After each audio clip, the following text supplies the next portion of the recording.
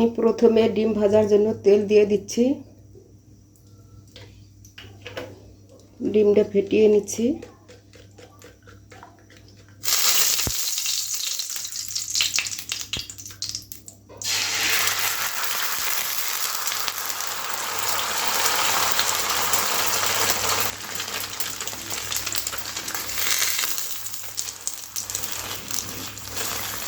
ডিমটা আমি পাটিসাপটার মতো করে নেব।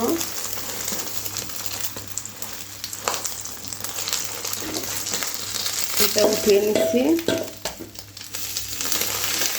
3 খণ্ড করেছি ডিমটাকে। এবার আমি আবার তেল দিয়ে দিচ্ছি।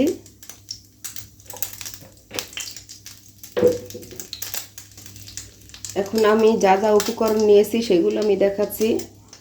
জিরা বাটা, সরিষা বাটা, আদা বাটা, রসুন বাটা, কাঁচা ঝাল বাটা,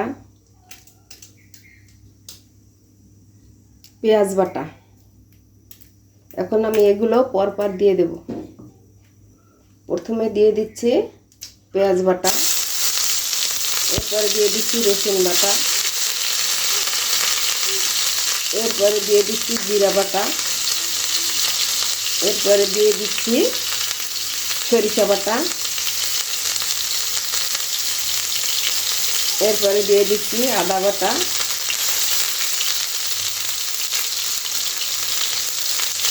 এখন আমি নেড়ে করে নেব।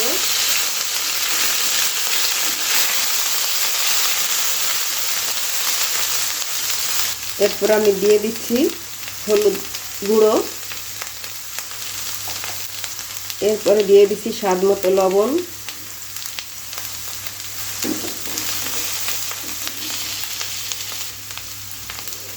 এরপরে মশলাটাকে কষানোর জন্য হালকা একটু পানি দেব।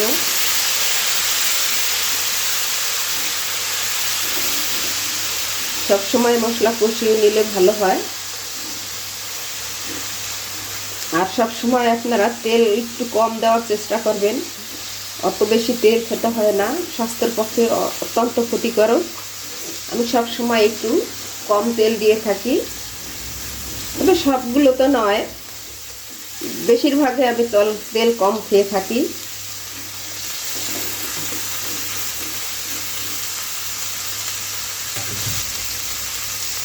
এরপর আমি দিয়ে দিচ্ছি কসুরমুখী আর 2টা আলু।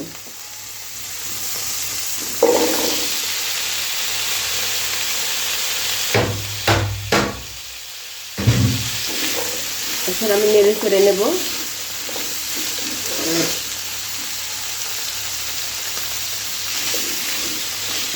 কষিয়ে নেওয়ার জন্য, সিদ্ধ হওয়ার জন্য একটু পানি দিয়ে দিচ্ছি।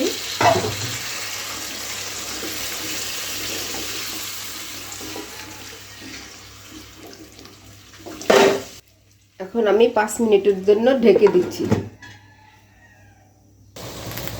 5 মিনিট হয়ে গেছে। এখন আমার কষানো হয়ে গেছে কসুরমুখী। এবার আমি একটু নেড়ে চেড়ে নিচ্ছি।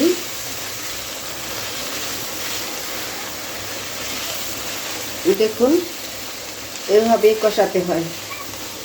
তরকারি যদি একটু কষায় না, তাহলে সেই তরকারিটা খেতে একটা টেস্ট লাগে আলাদা। এখন যেহেতু আমার কষানো হয়ে গেছে, এবার আমি পরিমাণ মতন পানি দিয়ে দেব।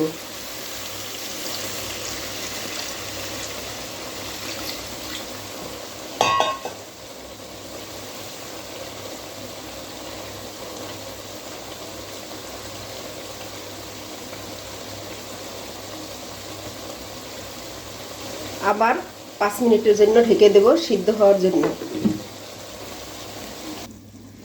5 মিনিট হয়ে গেছে। কসুরমুখী সিদ্ধ হয়ে গেছে।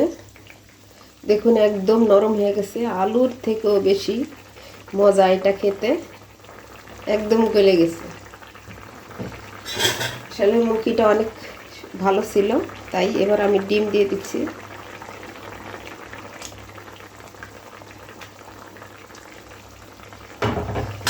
মাত্র একটা ডিম দিয়ে আমি রান্না করলাম, ডিম ছিল না, তাই একটা ডিমই ছিল। একটা ডিম দিয়ে চিন্তা করলাম কি করব, কচুরমুখী রান্নাটা করে ফেলি।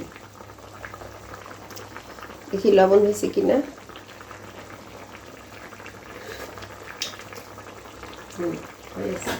তো বন্ধুরা, আমার রেসিপিটি যদি ভালো লেগে থাকে তাহলে অবশ্যই লাইক, কমেন্ট এবং শেয়ার করে আমার পাশেই থাকবেন। তো দেখা হচ্ছে অন্য একটি ভিডিও নিয়ে, আবার আসবো।